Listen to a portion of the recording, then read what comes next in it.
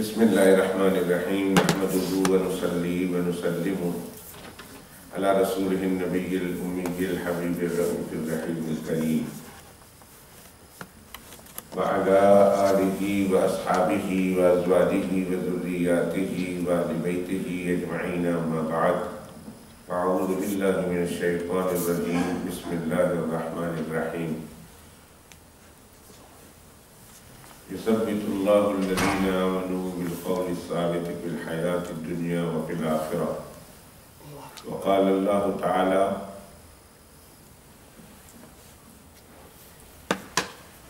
النار يعرضون عليها غدوا وعشيا ويوم تقوم الساعة أدخلوا آل فرعون أشد العذاب صدق الله العظيم اللهم صل على محمد وعلى آل محمد كما صليت على إبراهيم وعلى آل إبراهيم إنك حميد مجيد اللهم بارك على محمد وعلى آل محمد كما باركت على إبراهيم وعلى آل إبراهيم إنك حميد مجيد يا حي يا قيوم لا إله إلا أنت يا ذا الجلال والإكرام برحمتك أستغيث استغفر الله ربي من كل ذنب واتوب إليه استغفر الله ربي من كل ذنب واتوب إليه استغفر الله ربي من كل ذنب واتوب إليه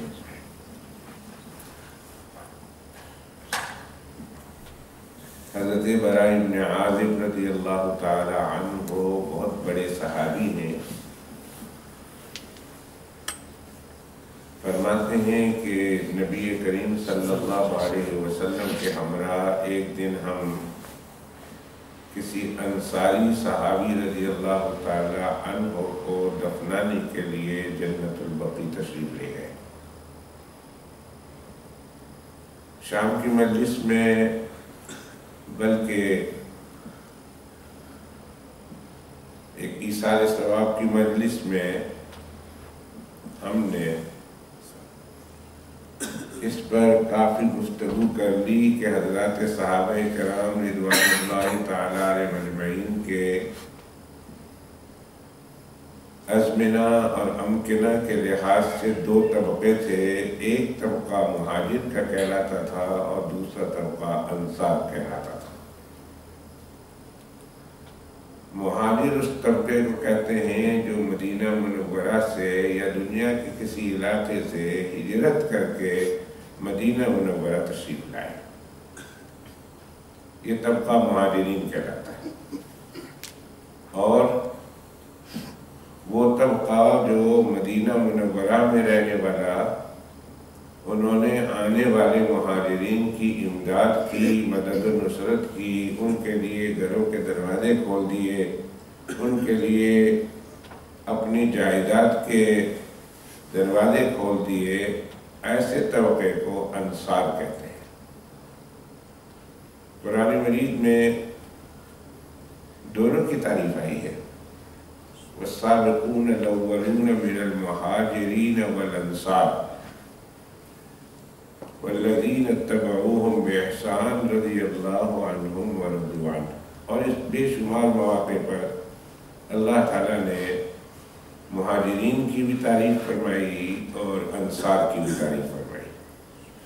ہمارے تبلیغی بھائی، اللہ تعالیٰ ان کے کاموں میں برکت عطا فرمائے اور اللہ کل جہاں کے مسلمانوں کو ان کے ذریعہ سے بھی ہدایت نصیب فرمائے. ان حضرات کے یہاں مہاجرین اور انصار ہر دو طبقے کا بڑا چرچا، بڑا تذکرہ رہتا ہے. ہم وہ لوگ جو نہیں جاتے جماعت میں تو انصار اور مہاجرین کا سنتے ہیں تو ہمیں سمجھ میں نہیں آتی. اس لیے ہم لوگوں کو تھوڑا تعارف کرانا پڑتا ہے کہ انصار کون ہے اور مہاجرین کون ہے. مہاجرین تو جب تک مکہ مکرمہ میں تھے اپنے مالوں کے ذریعہ سے، اپنے جانوں کے ذریعہ سے دین اسلام کی نشر و اشاعت میں خوب بڑھ چڑھ کر حصہ لیتے تھے. لیکن جب مدینہ منورہ وہ شفٹ ہو گئے، ہجرت کر لی، تو ایسی حال میں ہجرت کی کہ ان کے پلے کخ نہیں گیا، کچھ بھی نہیں بچا. وہ سب کچھ اپنا گھر بار، اپنا کاروبار، اپنی جائیداد، اپنی زمین، حتیٰ کہ اپنے پیسے بھی ان کو مکہ مکرمہ چھوڑ کر آنا پڑا۔ ایک بہت بڑے مشہور صحابی کا واقعہ یاد آیا، میں اختصار کے ساتھ میں نقل کرتا چلوں۔ ان کا نام ہے حضرت صہیب رضی اللہ تعالیٰ عنہ، جو روم سے تھے، اس لیے ان کو حضرت صہیب رومی کہتے ہیں۔ کیونکہ روم سے تھے اس لیے وہ رومی کہلاتے ہیں۔ مکہ مکرمہ تشریف لائے اچھے زمانے میں، اور جناب نبی کریم صلی اللہ علیہ وسلم کی آمد کے موقع پر انہوں نے اسلام قبول کر لیا۔ ہجرت کا موقع آیا، ہجرت فرما رہے ہیں،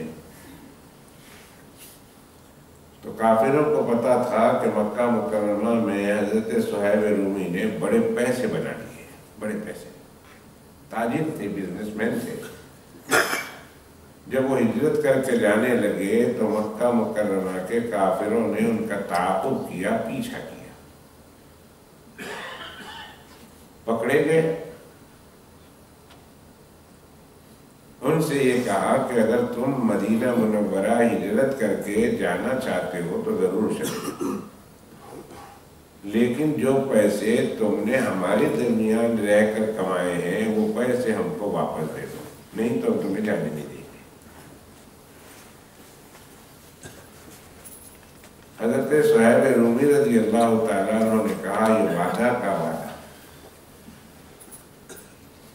انہوں نے بتا دیا کہ مکہ مکرمہ میں فلاں وادی میں فلاں جگہ پر میں نے زمین کھود کر اپنے پیسے چھپا دیے،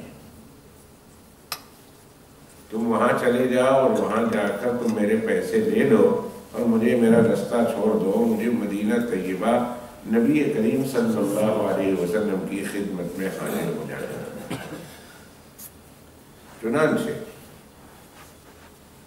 انہوں نے ان کی زبان پر بھروسہ کیا، اور عربوں کی ایک عادت تھی کہ زبان کے پکے ہوتے تھے، جو کہہ دیا وہ پتھر پہ لکیر ہوتی تھی۔ انہوں نے ان کو جانے دیا اور وہاں گئے، اور وہاں جا کر زمین کھود کر جتنا مال و دولت تھی انہوں نے چھپائی تھی وہ سب کچھ اپنے قبضے میں کر لیا۔ اب جب یہ مدینہ منورہ پہنچ رہے ہیں تو نبی کریم صلی اللہ علیہ وآلہ وصحبہ وسلم سے ان کی ملاقات ہوتی ہے تو اللہ کے پیغمبر علیہ السلام فرمایا بخ بخ۔ بخ بخ کا کیا معنی ہے عربی زبان میں؟ بخ بخ خوشی کے موقع پر بولتے ہیں، کہتے ہیں اس کو اردو میں اس کا ترجمہ کریں گے تو قریباً یہ ہوگا واہ واہ۔ کیا منافع کا سودا تم کر کے آئے ہو، کیا منافع کا سودا کر کے آئے ہو۔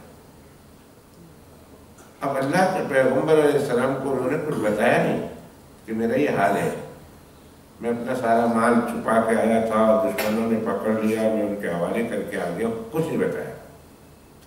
اس سے پہلے جبرائیل علیہ السلام مدینہ منورہ پہنچ گئے اور اللہ نے ان کے اس عمل کی تعریف کو قرآن بنا کر قرآن میں نازل کر دیا۔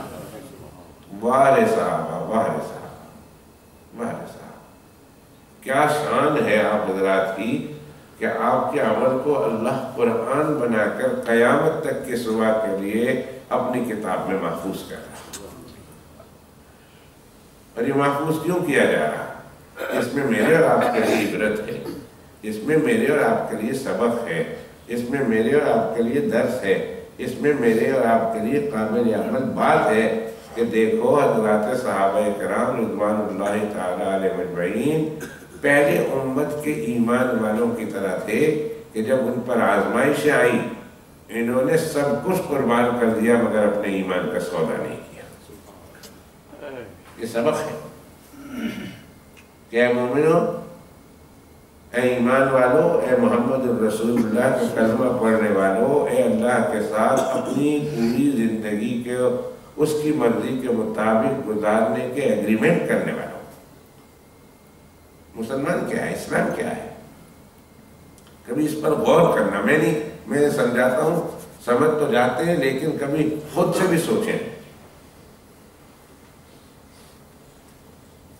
اسلام کیا ہے اور کفر کیا ہے، مسلمان اور مومن کون ہے، اور کافر اور منافق اور فاسق اور فاجر کون ہے. خود سوچیں. ہم اپنے عمل کو دیکھیں، کافروں کے عمل کو دیکھیں. میں ایک بات کرتا ہوں، جنرلی بات کرتا ہوں.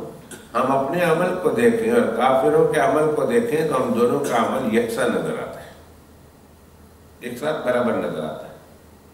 کلبنگ وہ کرتے ہیں، کلبنگ ہم کرتے ہیں. جوا وہ کھیلتے ہیں، جوا ہم کھیلتے ہیں. شراب وہ پیتے ہیں، شراب ہم پیتے ہیں. ہر طرح کا کالا سفید دھندا وہ کرتے ہیں، کالا سفید دھندا ہم کرتے ہیں. ان کی نظریں کنٹرول میں نہیں، ہماری نظریں کنٹرول میں نہیں. ان کی زبان کنٹرول میں نہیں، ہماری زبان کنٹرول میں نہیں. ان کے کان کنٹرول میں نہیں، ہمارے کان کنٹرول میں نہیں. صرف نام دیکھو تو اسلام اور کافر ہے. اسلام اور مسلمان کیا ہے؟ اسلام کے معنی سبمیشن کے ہے، سرنڈر کے ہے. اپنے آپ کو to the will of God, اللہ رب العزت کے ول کے سامنے، اللہ کے حکم کے سامنے، اللہ کی مرضی کے سامنے اپنے آپ کو سرنڈر کر دینے کا نام اسلام ہے. جب بندہ زبان سے یہ کہتا ہے لا الہ الا اللہ اور محمد الرسول اللہ، اے اللہ میں نے آج سے پوری کائنات کی اور اپنے نفس کی غلامی کو چھوڑ دیا، اور میں آپ کا غلام، آپ کا تابعدار ہو گیا ہوں. میں آپ کا تابعدار، آپ کے احکام کا تابعدار ہو گیا ہوں، اور آپ نے محمد الرسول اللہ صلی اللہ علیہ وسلم کے طریقے کے مطابق زندگی گزارنے کا مجھے حکم دیا ہے. میں اس حکم کو اپنے گلے کا توق بنا لیتا ہوں، اس حکم کو اپنے گلے کا ہار بنا لیتا ہوں. یہ معنی ہے مسلمان ہونے کا، اور یہ معنی ہے اسلام کا. یعنی مسلمان ایگریمنٹ کرتا ہے کہ اللہ ہم آپ کے ساتھ وفاداری کا، آپ کے ساتھ معاملات کے تعلقات کے استواء کا ہم ایگریمنٹ کرتے ہیں. کچھ بھی ہو جائے ہم نے آپ کو نہیں چھوڑنا، ہم نے آپ کی تابعداری کرنی، آپ کا کہنا ماننا، آپ ہی کی سننی ہے. یہ ہے معنی اسلام کا. اور جس نے یہ ہار پہن لیا، جس نے یہ توق پہن لیا، جس نے اس ایگریمنٹ پیپر پر سائن کر دیا، وہ تو ہوا مسلمان. اب جب ہم اسلام کی زندگی دیکھتے ہیں، مسلمانوں کی زندگی دیکھتے ہیں، تو پھر خود ہی اندازہ لگا لیجئے کہ ہم اپنے ایگریمنٹ میں کتنے سچے ہیں.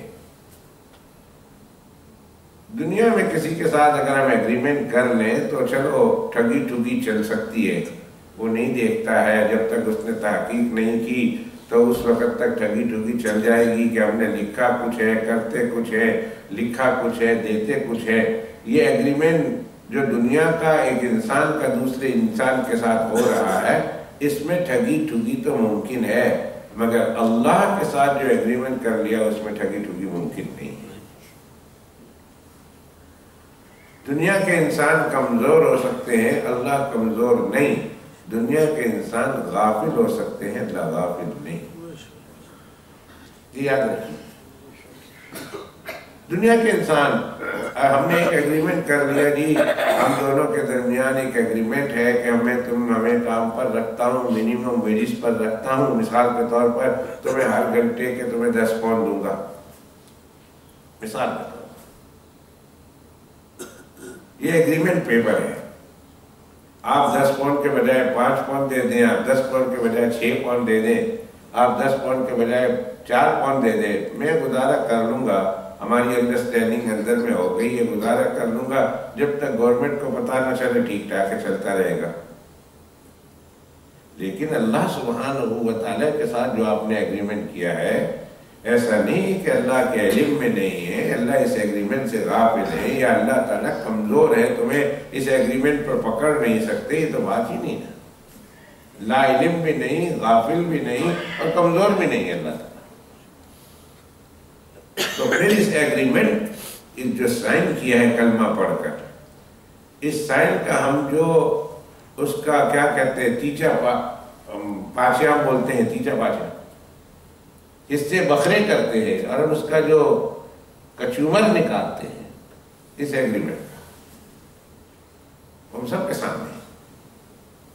لیکن حضرات صحابہ کرام رضوان اللہ تعالیٰ علیہ مجمعین جنہوں نے اس طرح کا ایگریمنٹ کیا اللہ کے ساتھ، وہ اپنے اس ایگریمنٹ میں 100% پکے تھے، کوئی ایک بھی ان میں کچا نہیں تھا۔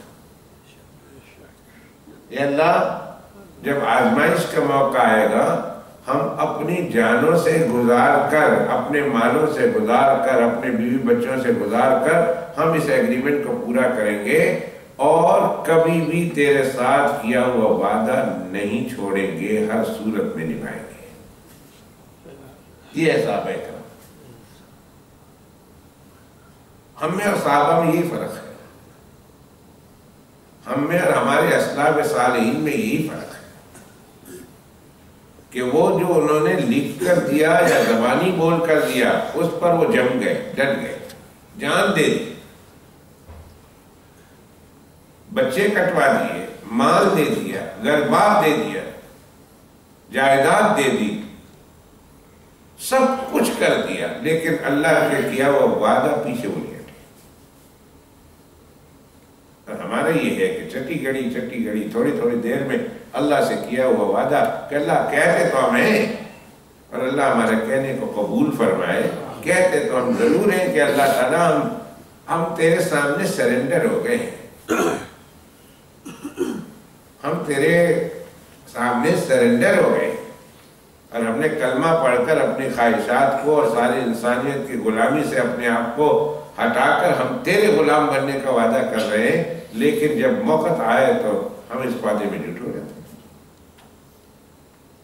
تو حضرت صہیب رومی رضی اللہ تعالیٰ جو قصہ میں نے شروع کیا تھا،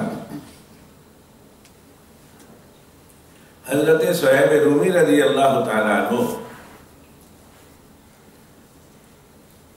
سارا اپنا مال جو چھپایا ہوا تھا، کافروں سے کہا مجھے جانے دو، مجھے مدینہ طیبہ جانے دو، مجھے اپنا ایمان بچا کر محمد الرسول اللہ کے دامن میں پناہ لینے دو، میں جاتا ہوں اور رہ گیا میرا مال، تمہیں میرا مال چاہیے نا، میرا مال فلاں پہاڑی کے بیچ میں نے زمین کھود کر دفن کیا ہے، جاؤ وہاں سے لے لو۔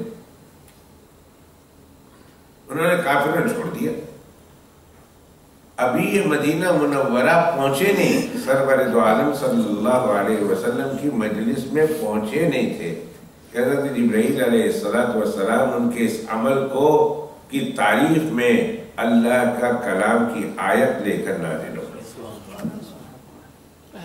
اور جب پہنچے حضرت صہیب رومی رضی اللہ تعالیٰ عنہ کنگال تھے، پیسہ کچھ نہیں، سب کچھ تو لٹا بیٹھے تھے۔ رسول اللہ صلی اللہ علیہ وسلم نے جب ان کو دیکھا تو فرمایا بخ بخ واہ واہ واہ واہ، کیا سودا کرتے ہیں، کیا سودا کرتے ہیں۔ اللہ کے پیغمبر علیہ السلام کس بارے میں بات کر رہے ہیں؟ فرمایا ابھی جبرائیل علیہ السلام تشریف لائے اور انہوں نے قرآن مجید کی آیت مجھے سنائی، وَمِنَ النَّاسِ مَن يَشْرِي نَفْسَهُ ابْتِغَاءَ مَرْضَاتِ اللَّهِ وَاللَّهُ رَءُوفٌ بِالْعِبَادِ۔ پارا دوسرا، رکو 9۔ مسلمانوں میں سے، انسانوں میں سے بہت سارے انسان وہ ہے جو اپنے اللہ کی رضامندی میں اپنا سب کچھ لٹا بیٹھے، اپنے سب چیز کا سودا کر بیٹھے اللہ کی رضا کے مقابلے میں، سب کچھ دے دیا، اللہ کو ناراض نہیں کیا۔ تو جو مکہ مکرمہ سے لٹے لٹائے، پٹے پٹائے، سب کچھ اپنا نقصان کر کے، گھر تھے، جائیداد تھی، بزنس تھا، کاروبار تھا، اور جو سب کچھ تھا وہ سب کچھ لٹا کر مدینہ طیبہ تشریف لائے۔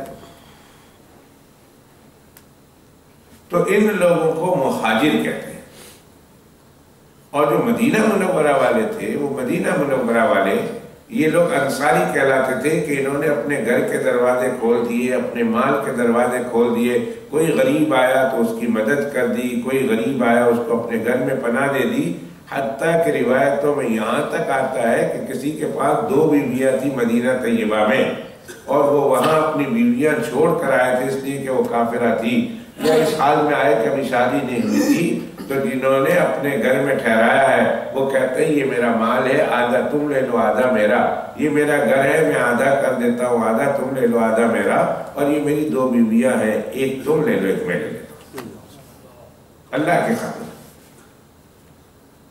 ان کو انصار کہتے ہیں۔ قرآن مجید میں اللہ نے ایک بڑا عجیب و غریب انصاریوں کے مدد کا تذکرہ کیا ہے۔ جہاں میں نے مہاجرین صحابہ کی ایک واقعہ بیان کیا تو جی چاہتا ہے کہ ایک انصار کا واقعہ کہہ کر میں اپنی گفتگو کو آگے بڑھاؤں۔ مہمان آ گئے رسول اللہ صلی اللہ علیہ وسلم کے پاس۔ اللہ کے پیغمبر علیہ السلام نے اپنے تمام گھروں میں ازواج مطہرات سے پوچھا کہ آ گیا ہے میرے پاس ایک مہمان، تمہارے پاس کھانا ہے؟ ایک مہمان کا کھانا۔ اللہ کے پیغمبر علیہ السلام کے سوال پر تمام گھروں سے جتنے بھی اللہ کے پیغمبر علیہ السلام کے اس وقت ازواج مطہرات تھی، پاک بیویاں تھی، سب نے ایک صاف جواب دیا کہ اللہ کے پیغمبر علیہ السلام آج ہمارے گھر میں کھانے کو کچھ بھی نہیں۔ 2 جہاں کے سردار ہیں،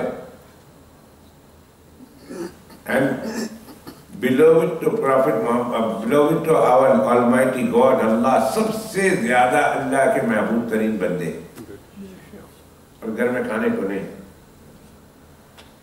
کسی ایک گھر میں کھانے کو نہیں۔ اللہ کے پیغمبر علیہ السلام نے پوچھا، صحابہ کرام کا ایک چھوٹا سا مجمع بیٹھا ہوا تھا، ارے بھائی تم لوگوں کے گھر میں کسی ایک مہمان کی گنجائش ہے؟ آج ایک آدمی محمد الرسول اللہ کا مہمان بنا ہوا ہے اور اللہ کے پیغمبر کے گھر میں کھانے کو نہیں ہے، کوئی ہے جو محمد الرسول اللہ کے مہمان کو اپنے گھر لے جائے؟ مجمع خاموش بیٹھا ہوا ہے، اس لیے کہ ان کے گھر میں بھی نہیں۔ ایک صحابی رضی اللہ تعالیٰ عنہ نے جب یہ سنا تو ہاں یا نہ کہنے کے بجائے کہ میں نہیں جاتا ہوں یا میں نہیں جاتا، ہاں یا نہ کہنے کے بجائے چپکے سے مجلس سے اٹھ گئے، چپکے سے چلے گئے، اور واپس آ کر کہا اللہ کے پیغمبر علیہ السلام میں اس آپ کے مہمان کو اپنے گھر مہمان نوازی کے لیے لے جاتا ہوں، میزبانی کروں گا، یا رسول اللہ صلی اللہ علیہ وسلم اس سے کہیں میرے ساتھ چلے گئے۔ وہ چپکے سے گھر کیوں گئے؟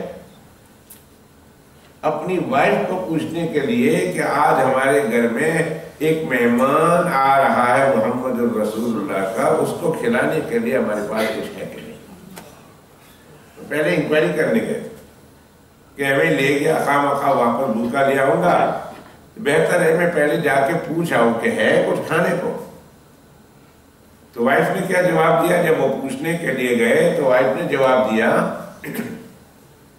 کہ آپ کے اور میرے لیے تو کچھ نہیں ہے ماں سوائے پانی کے، میرے اور آپ کے لیے کچھ بھی نہیں ہے پانی کے علاوہ، لیکن ہمارا ایک چھوٹا سا بچہ ہے نا، اس بچے کا کھانا موجود ہے، وہ بچے کا کھانا موجود ہے۔ تو ہسبینڈ نے کیا کہا وہ آنے والے مہمان کے بارے میں؟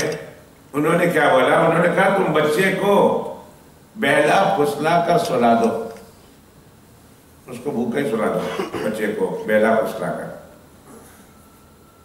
اور میں مہمان کو لے کر آتا ہوں، اور جب دسترخوان سج جائے گا تو تم موم بتی کو یا دیوا بتی کو ٹھیک کرنے کے بہانے اس کو کسی طرح بجھا دینا، اندھیرا ہو جائے گا، اور اندھیرے میں اور تم بیٹھے بیٹھے منہ چلائیں گے، اور مہمان کو یوں محسوس کرائیں گے کہ ہم بھی کھا رہے ہیں، ہم ایک دانہ بھی اس سے نہ تم کھاؤ گے نہ میں کھاؤں گا، بلکہ سارا کا سارا کھانا مہمان کو کھلا دیں گے۔ ان کی یہ تدبیر کارگر ہوئی، مہمان آ گئے، موم بتی ٹھیک کرنے کے بجائے اس کو بجھا دیا، اور پھر مہمان کے ساتھ دسترخوان لگا کر بیٹھ گئے، مہمان سے کہا آپ بھی کھائیے، انہوں نے کہا آپ بھی کھائے، انہوں نے منہ چبانا شروع کر دیا، اور مہمان کھا رہے ہیں، یہاں تک کہ سارا کا سارا کھانا مہمان کھا رہے ہیں۔ تھوڑا کھانا تھا بچے کا، رات قیام کیا، فجر کی نماز کے لیے جب مسجد میں تشریف لائے تو فجر کی نماز کے بعد اللہ کے پیغمبر علیہ السلام نے اس صحابی کو بلایا اور کہا ادھر آؤ ابو طلحہ۔ جب وہ آئے فرمایا رات تم نے میرے مہمان کے ساتھ کیا کیا؟ گھبرا گئے، رو پڑے۔ اللہ کے پیغمبر صلی اللہ علیہ وسلم بس کھانا تھوڑا تھا، جتنا میرے گھر میں تھا ماں حضر تھا، جو کچھ تھا میں نے ان کے سامنے پیش کر دیا۔ اگر آپ کے مہمان کے حوالے سے کوئی کمی کوتاہی رہ گئی ہو، اللہ کے پیغمبر صلی اللہ علیہ وسلم میں معافی چاہتا ہوں۔ آپ تو ٹھہرے اللہ کے پیغمبر، اور اللہ نے آپ کو بتا دیا ہوگا کہ میں نے آپ کے مہمان کے ساتھ کیسے سلوک کیا۔ تھوڑا سا کھانا تھا، وہ تھوڑا سا کھانا ہم نے ان کو کھلا دیا۔ آپ نے تو یا رسول اللہ ایک لقمہ بھی نہیں کھایا، لیکن کھانا تھوڑا تھا، ہو سکتا ہے انہیں بھوکا رکھ دیا ہو، اللہ کو یہ پسند نہ آیا ہو، اللہ نے قرآن مجید کی کوئی آیت نازل کر دی ہو۔ یا رسول اللہ معافی چاہتا ہوں۔ فرمایا نہیں، سچ سچ بتاؤ کیا ہوا، میں اس کی بات نہیں کرتا، مجھے بتاؤ ہوا تو کیا ہوا۔ چنانچہ انہوں نے بتایا کس طرح ہوا۔ تو اللہ پاک کے پیغمبر علیہ السلام فرمایا جبھی تو میں کہوں کہ اللہ نے قرآن مجید میں یہ آیت کریمہ تمہاری شان میں نازل فرمائی ہے، تمہاری تعریف میں نازل فرمائی۔ اور وہ آیت کہاں ہے؟ وہ آیت ہے 28ویں پارے میں، سورۃ الحشر میں اور 4تھے رکوع میں۔ پہلے کے بارے میں نے آیت بتائی، دوسرا سپارہ 9واں رکوع 8 اور 9 رکوع کے بیچ میں، اور انصار کے بارے میں جو اللہ نے تعریف کی آیت نازل فرمائی وہ 28واں سپارہ سورۃ الحشر پہلا رکوع اور 28ویں سپارے کا 4تھا رکوع۔ کیا اللہ نے کیا آیت کریمہ نازل فرمائی؟ فرمایا وَيُؤْثِرُونَ عَلَىٰ أَنفُسِهِمْ وَلَوْ كَانَ بِهِمْ خَصَاصَةٌ وَمَن يُوقَ شُحَّ نَفْسِهِ فَأُولَٰئِكَ هُمُ الْمُفْلِحُونَ۔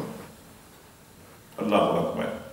یہ اللہ کی طرف سے ان کو ایک تغمہ مل رہا، اور تغمہ دینے والا دنیا کا کوئی عام انسان نہیں ہے، یا دنیا کا کوئی بادشاہ نہیں ہے، دنیا کا کوئی رئیس نہیں ہے، دنیا کا کوئی کمپنی نہیں ہے، اچھی بری کمپنی، بلکہ یہ اللہ سبحانہ و تعالی قرآن مجید میں ان کو یہ خطاب دے رہے، ان کو یہ تمغہ دے رہے، ان کو یہ انعام دے رہے، اللہ ان کو یہ بیج لگا رہے، اللہ دے رہے۔ میرے معنی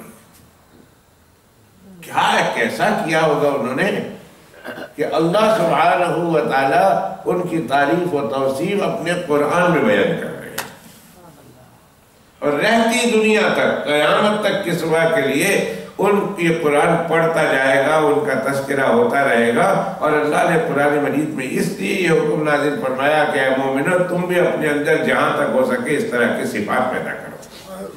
اس لیے تو اللہ نے پیدا کی، اس لیے تو اللہ نے کہا کہ تم بھی اپنے اندر اس طرح کی صفات پیدا کرو۔ میں صحابہ کرام رضوان اللہ تعالیٰ علیہ اجمعین کو جو تحفے دینے والا ہوں وہ تو میں دوں گا، مگر میں قرآن مجید میں ان کا تذکرہ اس لیے کر رہا ہوں کہ تم کوشش کرو ان کی ایسی صفات اپنے اندر پیدا کرو۔ کیا فرمایا؟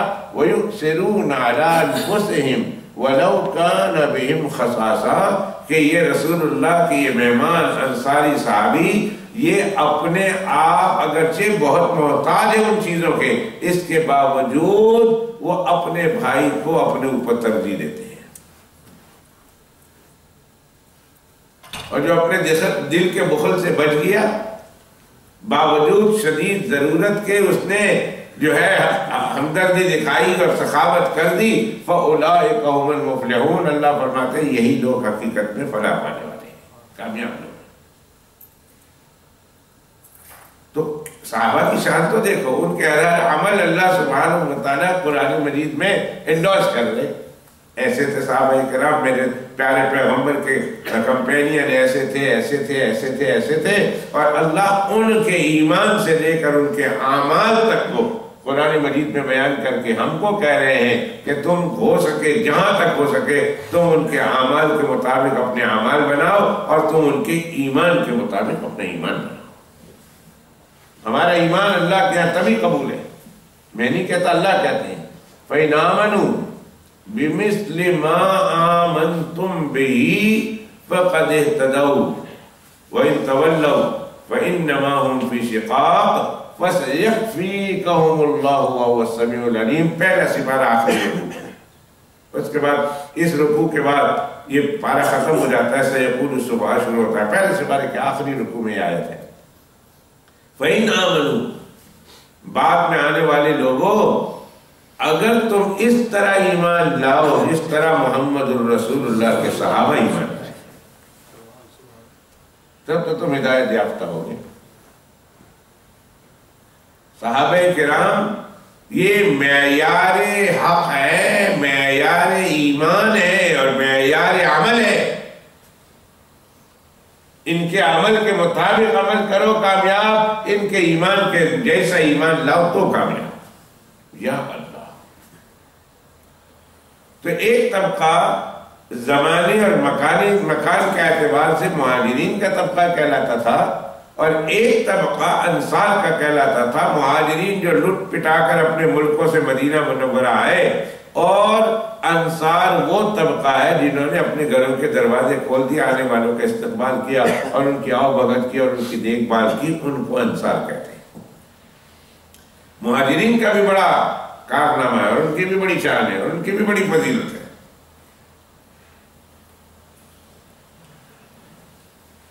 اور انصار کی بھی بہت زیادہ فضیلت ہے اور ان کی بھی بہت زیادہ مقام ہے اور منقبت ہے اور ان کی بھی بڑی شان ہے، بڑی شان۔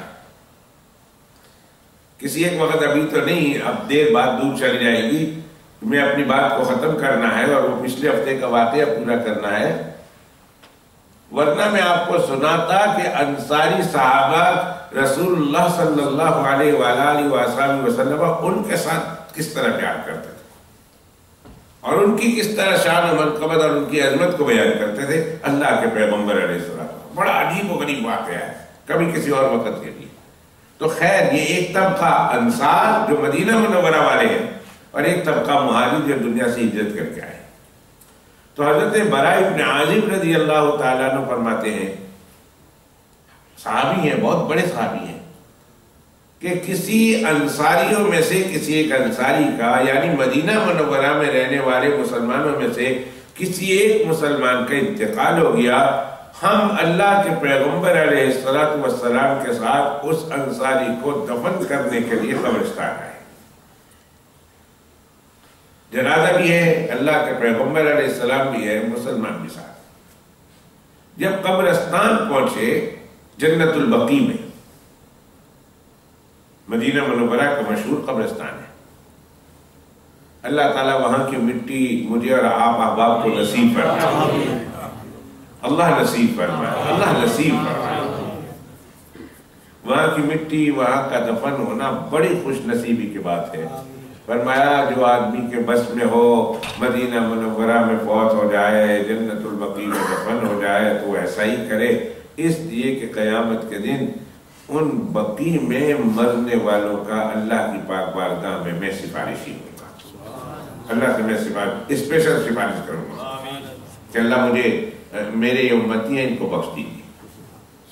اور نبی کریم صلی اللہ علیہ وسلم کی ایک اور حدیث ہے، فرمایا جب سب سے پہلے قبر کھلے گی تو میری کھلے گی، پھر ابو بکر اٹھیں گے، پھر عمر اٹھیں گے اس امت سے، اور ہم تینوں جنت البقیع جائیں گے اور اس کے دروازے پر کھڑے ہوں گے اور اس کے کنارے پر کھڑے ہوں گے، اور پھر جنت البقیع والوں کی قبریں کھلیں گی اور سب اپنی اپنی قبروں سے اٹھیں گے، پھر ہم سب مل کر مکہ مکرمہ جائیں گے، مکہ مکرمہ کے قبر والوں کے ساتھ لے کر ہم میدان محشر میں پہنچیں گے۔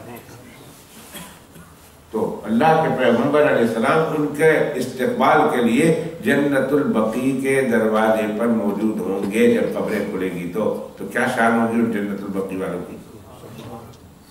اللہ ہمیں وہاں آپ کو موت نصیب فرمائے، وہاں دفن ہونا نصیب فرمائے، اور صرف دفن ہونا نہیں، اللہ وہاں سے اٹھنے والوں میں بھی ہم کو بنا رہے۔ اس لیے کہ مدینہ منورہ میں مرنا تو بہت ہوتا ہے، لیکن دفن ہونا کسی کسی کو نصیب ہوتا ہے، اور کچھ بد نصیب ایسے بھی ہیں کہ فوت مدینہ طیبہ میں ہوتے ہیں اور ان کے گھر والے کہتے ہیں بابے کو ادھر دفن نہ کرو، ساڑھے کوڑ لے آؤ، وہاں سے میتیں واپس جاتی ہیں۔ اور کچھ بد نصیب ایسے بھی ہوں گے جو مدینہ طیبہ میں انتقال کریں گے، وہیں دفن ہوں گے، لیکن قیامت کے دن وہاں سے ان کو اٹھنا نصیب نہیں ہوگا، وہ کسی اور جگہ سے اٹھیں۔ اس پر بھی بہت سارے واقعات ہیں۔ بہرحال جنت البقیع میں اللہ کے پیغمبر علیہ السلام جنازے کے ساتھ پہنچے۔ جب پہنچے تو پتہ چلا کہ ابھی قبر خود ہی نہیں ہے، تھوڑی دیر ہے، قبر کھود رہے ہیں اور خود جانے میں تھوڑی دیر باقی۔ اللہ کے پیغمبر علیہ السلام ایک جگہ پر آ کر بیٹھ گئے۔ صحابہ کرام رضوان اللہ تعالی علیہ مجمعین بھی اللہ کے پیغمبر علیہ السلام کے ارد گرد جمع ہو گئے اور بیٹھ گئے، اور اللہ کے پیغمبر علیہ السلام بالکل خاموش، ہاتھ میں ایک چھوٹی سی لکڑی ہے، کوئی غم ہے، کوئی فکر ہے، کوئی سوچ ہے، کسی چیز میں فکر میں ڈوبے ہوئے ہیں، اور اللہ کے پیغمبر علیہ السلام نے گردن جھکائی ہے، سوچ رہے ہیں، اور سوچ کے عالم میں جیسے ہم لوگ لکڑی سے زمین کھود رہے ہوتے ہیں، کرید رہے ہوتے ہیں، اللہ کے پیغمبر علیہ السلام اس لکڑی سے زمین کو کرید رہے ہیں، خاموش ہیں، گردن جھکائی ہوئی ہے، کسی سوچ میں مبتلا ہے۔ صحابہ کرام فرماتے ہیں کہ ہم بھی اللہ کے پیغمبر علیہ السلام کے ارد آ کر بیٹھ گئے ہیں، اور اتنی خاموشی ہے، اس طرح ہل جل تو بالکل بھی نہیں ہے، اس طرح ہم بیٹھے ہوئے گویا ہمارے سروں پر پرندے ہیں، اگر ہم ہلے تو پرندہ اڑ جائے گا، اس طرح خاموشی کے ساتھ بیٹھے ہوئے۔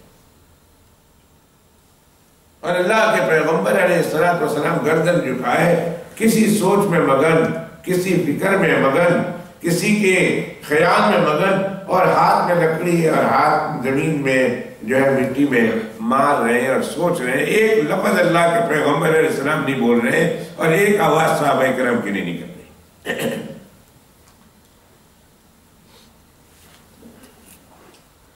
یکایک اچانک اللہ کے پیغمبر علیہ السلام نے اپنا سر مبارک اٹھایا۔ صحابہ کرام فرماتے ہیں کہ ہم سراپا گوشت بن گئے، ہم اصل گوشت اسے کہتے ہیں، سراپا کان بن جانا، کہ اللہ کے پیغمبر علیہ السلام کچھ فرمائیں گے تو ہم سنیں گے، ہم انہیں یاد کریں گے۔ اللہ کے پیغمبر علیہ السلام گویا ہوئے، یوں ارشاد فرمایا، اعوذ باللہ من عذاب القبر، اعوذ باللہ من عذاب القبر، اعوذ باللہ من عذاب القبر، 3 مرتبہ اللہ کے پیغمبر علیہ السلام نے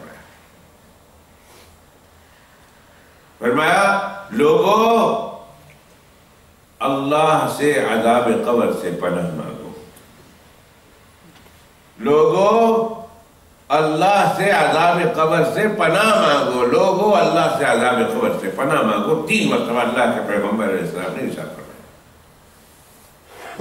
اور پھر اس کے بعد اللہ کے پیغمبر علیہ السلام نے میت کے مرنے کے بعد سے لے کر اس کے سوال جواب تک جو منظر میت کو پیش آتا ہے، جن حالات سے میت گزرتا ہے، اللہ کے پیغمبر علیہ السلام نے وہ ساری تفصیل اس قبرستان میں بیٹھ کر حاضر ہوئے صحابہ کرام رضوان اللہ تعالیٰ مجمعین کے سامنے بیان کی۔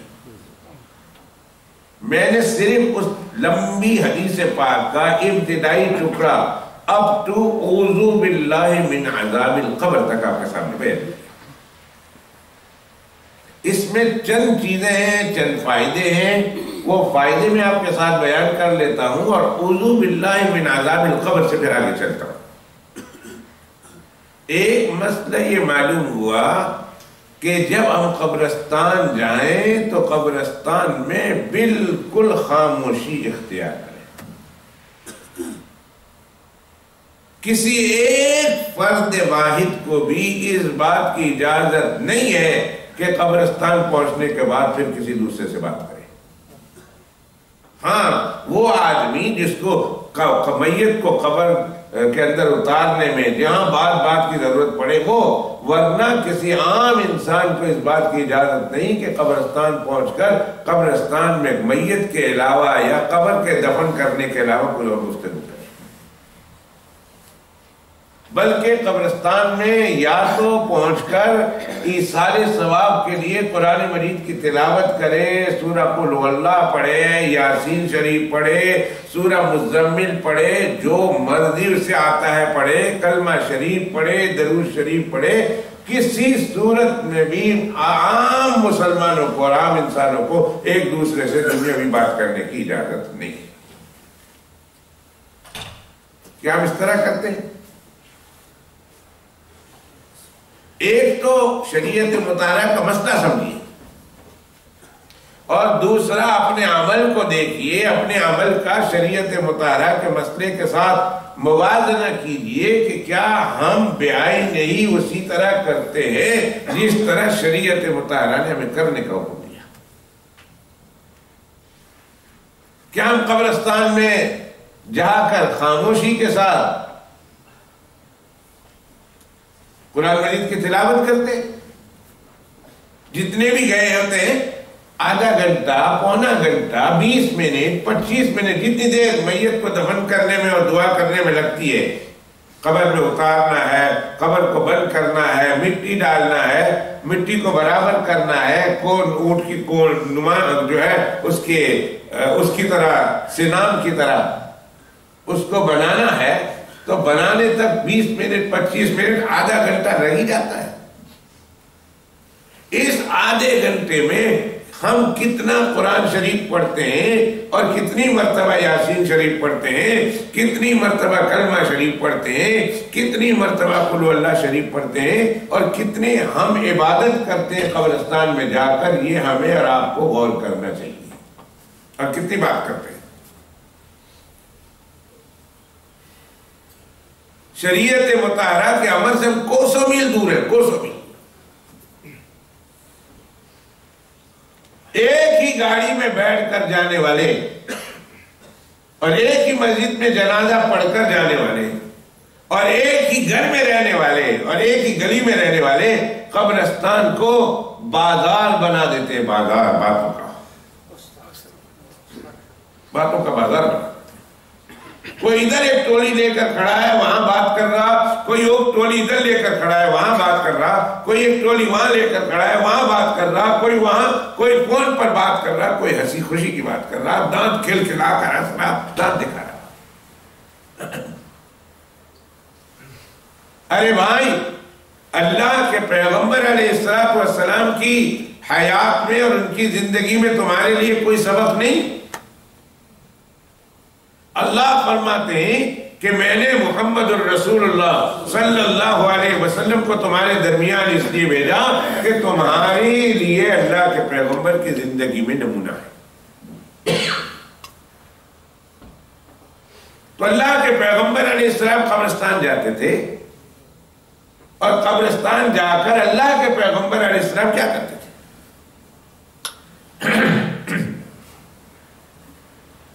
تم اللہ کے پیغمبر علیہ السلام کی قبرستان والی زندگی کو پڑھو،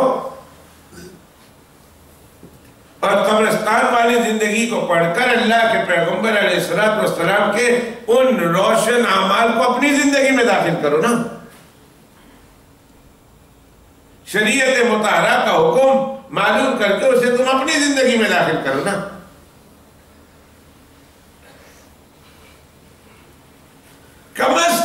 کم از کم جائیں، خاموشی کے ساتھ اپنے مرحومین کے قبر پر جائیں، وہاں اپنے مرحومین کے قبر پر بعد میں جانا ہے دفن کے بعد، تو کم از کم کسی جگہ پہ چپ کر کے کھڑے ہو کر یاسین شریف، قرآن شریف، سورہ مزمل شریف، اخیر میں کلمہ شریف، درود شریف، قل هو اللہ شریف، جو کچھ تمہیں آتا ہے کم از کم اپنی زندگی کے آدھے گھنٹے کو غنیمت بنا کر اس آدھے گھنٹے میں اللہ کی عبادت میں تو مصروف ہو جاؤ۔ بات کرنے کا کیا مطلب؟ بات کرنے کے لیے وہی زندگی تھی، وہی اوقات تھے، تمہارے پاس وہی وقت تھا بات چیت کرنے کا، وہی ملاقات کا وقت تھا، زندگی میں ملنا نہیں ہے۔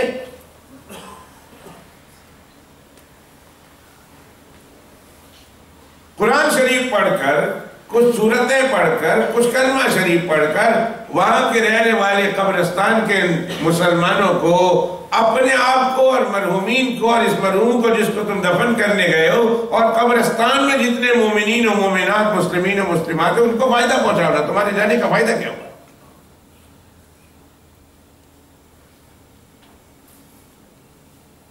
تین صورتیں ہیں، تین صورتیں، اب بات دور چلی جائے گی۔ پچھلے ہفتے والا میں سمجھتا تھا کہ آج وہ بہت انٹرسٹڈ تھا، بہت سارے لوگ آئیں گے تو میں پچھلے ہفتے والا قصہ سنائی دیتا ہوں، لیکن بات دوسری طرف چلی جائے گی۔ تین صورتیں ہیں، ان تین صورتوں کو پڑھ کر اہل قبر، اہل مقبرہ یعنی قبرستان والوں کو، مسلمانوں کو تم بخش دو۔ اللہ سبحانہ و تعالی کل قیامت کے دن وہ جتنے کے لیے تم نے پڑھ کر اس صورت کو بخشا ہے وہ سب کے سب مردے، ان میں کون کتنا نیک ہوگا اللہ ہی جانتا ہے، قیامت کے دن اللہ کی پاک بارگاہ میں وہ تمہاری سفارش کے لیے کھڑے ہو جائیں گے کہ اللہ اس کو بخش دو، اللہ اس کو بخش دو، اللہ اس کو بخش دو۔ کوئی مذاق ہے؟ ایک بندہ، دو بندہ، تین بندہ، چار بندہ، پانچ بندہ کسی انسان کے سپورٹ میں کھڑا ہو جائے، وہ آدمی کتنا فخر محسوس کرتا ہے، بھائی فلاں آدمی نے میری سفارش کی، فلاں میری سفارش کی، فلاں نے میری سفارش کی۔ اور قبرستان میں جتنے مومنین و مومنات، مسلمین و مسلمات دفن ہے، آپ نے وہ تین صورت پڑھی، 1 منٹ 2 منٹ 2 منٹ سورت پڑھنے کے بعد آپ نے اللہ سے یہ کہا، میرے اللہ جو میں نے پڑھا ہے اس کا ثواب آپ نے مجھے دینا ہے نا، اے اللہ اپنے حبیب کے صدقے، اپنے کتاب کے صدقے، اپنے نیک بندوں کے صدقے، اے اللہ تو اپنے فضل سے، اپنے کرم سے یہ ثواب اس قبرستان کے تمام مرحومین کو بخش دے۔ بس اتنا ہی کہنا ہے، نہ مولوی صاحب کی ضرورت، نہ پیر صاحب کی ضرورت، نہ کسی حضرت کی ضرورت، نہ کسی قاری صاحب کی ضرورت، دل میں یہ کہنا ہے اللہ میں نے پڑھا ہے، اس کا ثواب تو آپ دیں گے نا، نیکی کا کام ہے، ثواب تو ملے گا، اللہ اس کا ثواب میں اس قبرستان والوں کو بخشتا ہوں۔ پورے قبرستان والے جتنے دفن ہیں جن کو آپ نے یہ ثواب دیا ہے، کل قیامت کے دن سارے اللہ کی پاک بارگاہ میں جائیں گے اور کہیں گے اللہ اس نے قبرستان میں پڑھ کر ہمارے اوپر یہ احسان کیا ہے، اے میرے اللہ ہم ایک سفارش کرتے ہیں، ہم سب مل کر یہ کہتے ہیں اس کی مغفرت فرما دے، وہ سارے قبرستان والے اس کے لیے مغفرت کی سفارش کریں گے۔ سبحان اللہ تو کہہ دیں، اونچی آواز سے کہتے ہیں، یہ حدیث پاک ہے۔ اور تین سورت کون سی ہے؟ کوئی بڑی نہیں، انتہائی مختصر سورہ فاتحہ، یعنی الحمدللہ رب العالمین کس کو نہیں آتی، سورہ اخلاص یعنی قل هو اللہ احد کس کو نہیں آتا، اور ایک سورت ہے سورہ تکاثر، الہاکم التکاثر حتی زرتم المقابر، 2-3 لائن کی سورت ہے، جس کو یاد ہے وہ یہ پڑھ لے، جس کو یاد نہیں وہ یاد کر لے، 3 لائن کی سورت ہے، بس 3 دن میں یاد ہو جائے گی، 4 دن میں، 1 ہفتے میں یاد ہو جائے گی۔ عبدالسبحان بھائی اور وہ تمام حضرات جو روزانہ صبح فجر کی نماز کے بعد مسجد سے پیدل چل کر قبرستان جاتے ہیں، ان حضرات کی خدمت میں گزارش کرتا ہوں روزانہ پڑھیں، اور جو کبھی کبھار چلے جاتے ہیں وہ بھی نوٹ کر لیں ان 3 سورتوں کو،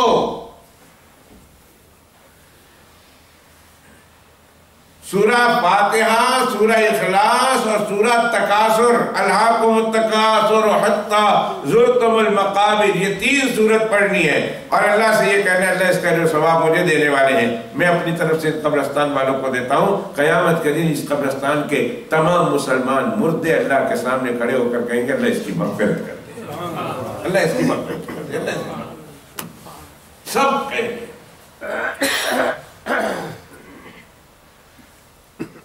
ہائی کاش کسی کے دل میں یہ تمنا آ جائے، اور کون قبردہ انتظار کرتا ہے، کون مرندہ انتظار کرتا ہے جمعہ کی بات میں ہو کیا ہوگا، صرف جا کے پڑھ کے ہی میں آ جاؤں گا کہ میں کم از کم اپنے لیے اتنے سفارشی جو جمع کر دوں. اللہ کرے ہمارے ان ساتھیوں میں سے اللہ سب کو نہیں تو کسی کو توفیق دے دے. تو چلے جائے گا. کون مرندہ انتظار کرتا ہے؟ پتہ نہیں میرا ہی جنازہ ٹوٹ جائے پہلے. تو چلو آج ہی میں جان دیا میں قبرستان کی طرف سے ہوتا ہوا جاتا ہوں اور ایک مرتبہ سورہ فاتحہ قل هو اللہ اور الہاکم التکاثر پڑھ کر ثواب بخشاتا ہوں، اپنے لیے سفارشی پیدا کرتا ہوں.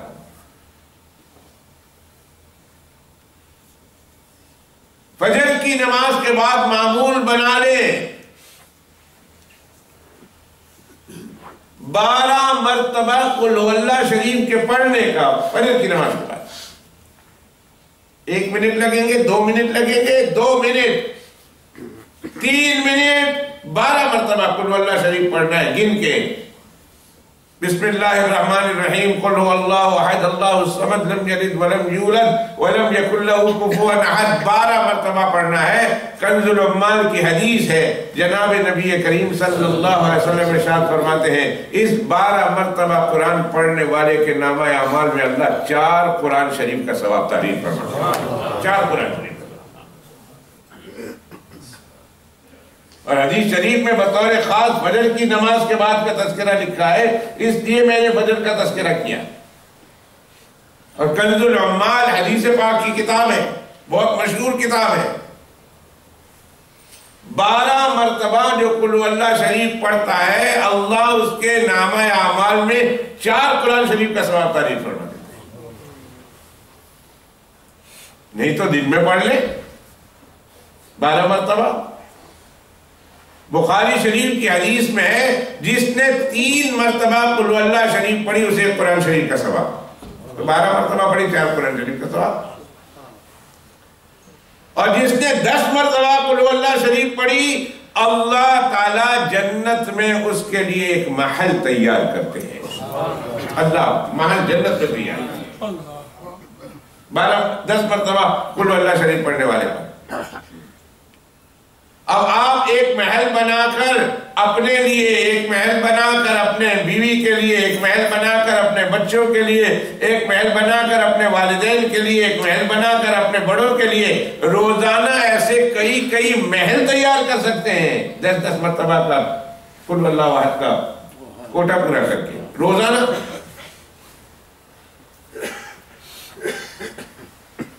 حضرت عمر نے کہا یا رسول اللہ صلی اللہ علیہ وسلم اس کا مطلب یہ ہے کہ ہم تو جنت میں بہت سارے محل کے مالک بن سکتے ہیں. فرمایا تم لیتے لیتے تھک جاؤ گے، اللہ دیتے دیتے نہیں تھکے گا. تم پڑھنا تو شروع کرو نا.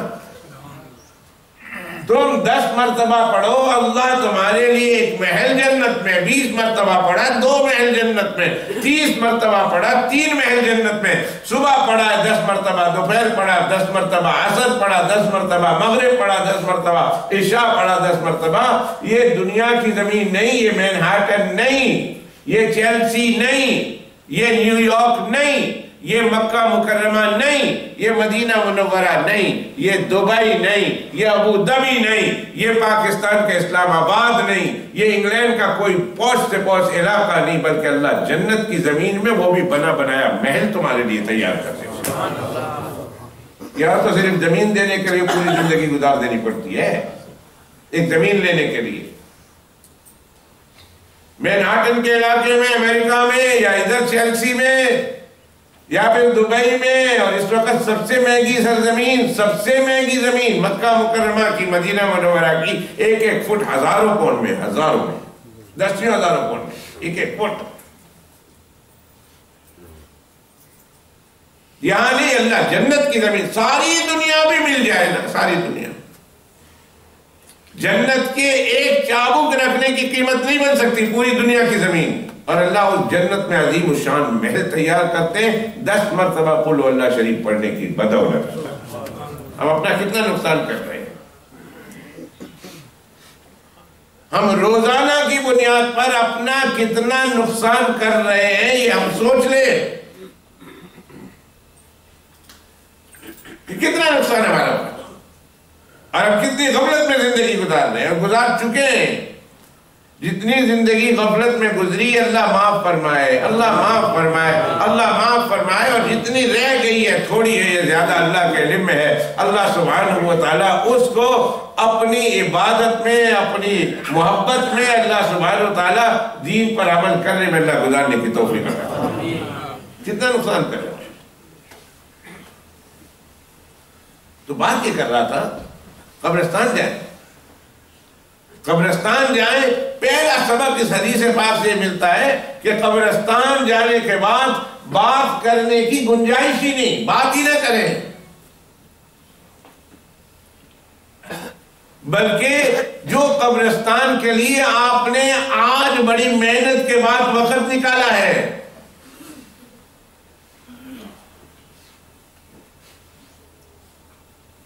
کام سے وقت نکالا، کسی اور چیز سے وقت نکالا، رشتہ دار ہم جا رہے ہیں، ہم نے جانا پڑنا ہے قبرستان، دوست تھا، ساتھی تھا، بھائی تھا، جو کچھ بھی تھا، ہم نے اس کو دفن کرنے کے لیے جانا ہے۔ آدھے تو یہیں سے نکل جاتے ہیں نا، آدھے نے تو نماز پڑھی اور نکل گئے،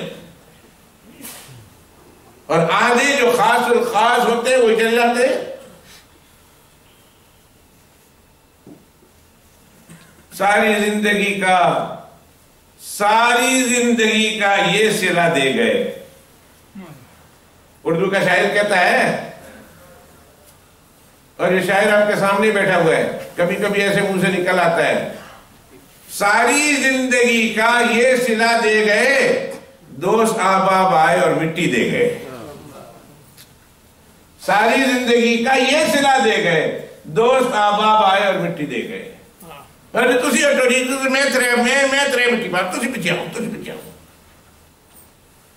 میں مٹی پانا ہے، میرا دوست نہیں، میں مٹی پانا ہے، 3 مٹی ڈالنی ہے، تو 3 مٹی کے لیے یہ سارے دوست احباب آئے اور مٹی دے گئے۔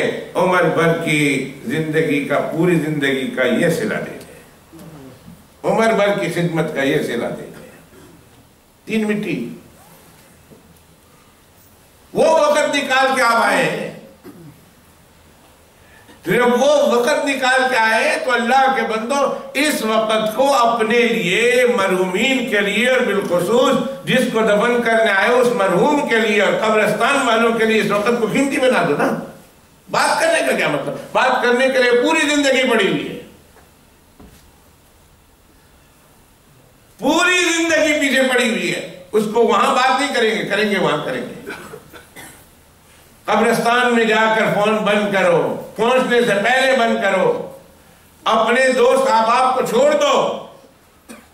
بھائی قبرستان ملنے گلنے کی جگہ نہیں، ہنسنے کھیلنے کی جگہ نہیں، لاؤ لعب کی جگہ نہیں ہے، یہ وہ جگہ ہے جہاں پہنچ گئے ہیں تو چلو ہم کسی کو فائدہ پہنچا دیتے ہیں، اپنا فائدہ بھی ہو جائے گا، ان کا بھی فائدہ ہو جائے گا۔ ابھی میں نے بتایا چھوٹی چھوٹی صورتیں کہ اس پر اجر بتایا کہ اللہ کیا اتنا بڑا اجر اس کا، اتنا بڑا مقام اس کا، کہ گئے تھوڑی تھوڑی دیر کھڑے رہے، اور کھڑے رہنے کے بعد آپ نے یہ پڑھ لیا، یہ پڑھنے کے بعد آپ نے بخش دیا ان کو، اپنی مغفرت اپنے لیے سفارشی تیار کر دیے، اور مرنے والے کی بھی مغفرت کا سامان کر کے آگے۔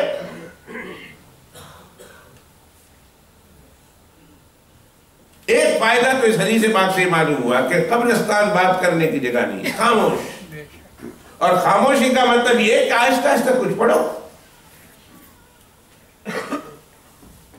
پڑھ کے قرآن شریف ہے، یاسین شریف ہے، اور متعدد اور بھی جو بھی آپ کو آتا ہے، درود شریف سے لے کر، کلمہ شریف سے لے کر، قل واللہ شریف سے لے کر، یاسین شریف سے لے کر، قرآن شریف جو کچھ آتا ہے آپ اپنے دل میں پڑھیں، اور اللہ سے دعا مانگیں، اللہ سے کہیں اللہ اس کا ثواب ان کو پہنچا دو۔ اور پھر پڑھ لیا، ہاتھ اٹھا کر دعا میں مصروف ہو جاؤ،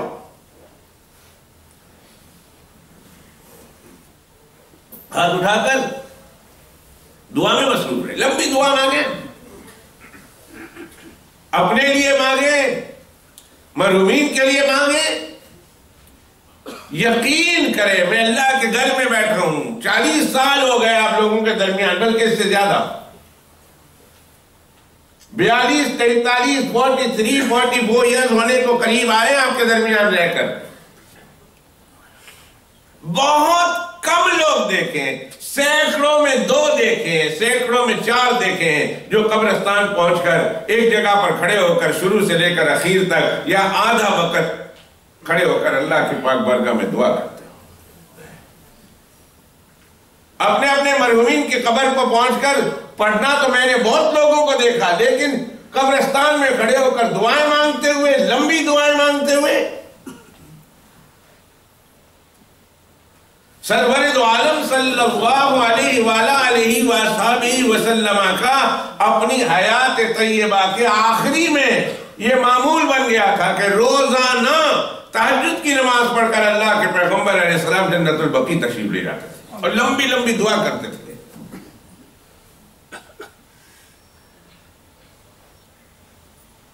کچھ دیر قرآن شریف پڑھا, کچھ دیر آپ نے اپنے لیے مرحومین کے لیے پڑھ کر اللہ سبحانہ و تعالیٰ کی پاک بارگاہ میں مرحومین کو بخشا, اپنے لیے جو ہے منافع کمایا, پھر دعا مانگے ان مرحومین کے لیے, اپنے لیے کہ اللہ ہم نے بھی تو ادھر آنا ہے, ادھر نہیں آنا تو کہیں تو جانا ہے, جہاں قبر ہے وہاں تو جانا ہے.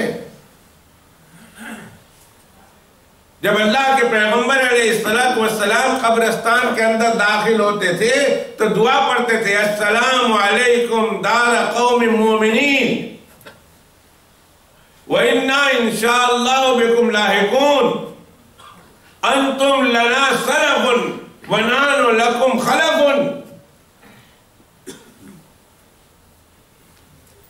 تم چلے گئے, ہم بہت جلدی تم سے ملنے والے ہیں, ہم بھی آنے والے ہیں. اِنَّا إِنشَاءَ بِكُمْ لَاحِقُونَ, ہم تم سے ملنے والے ہیں. اللہ مغفرت کر دیں ان لوگوں کی.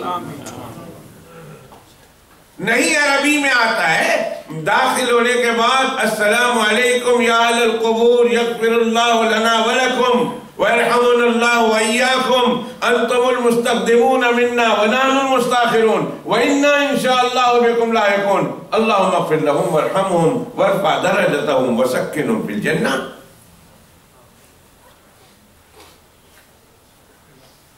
ہاں, کسی کے یہاں برتھ ڈے ہو تو برتھ ڈے میں اس کو کیسے کنگریچولیٹ کرتے ہیں, کسی کی شادی ہو تو کیسے کنگریچولیٹ کرتے ہیں, کسی کا نکاح ہو تو کیسے کنگریچولیٹ کرتے ہیں, کسی کی ڈائمنڈ جبلی, سلور جبلی, فلاں جبلی ہو تو کیسے اس کو وش کرتے ہیں. یہ سب پتا ہے.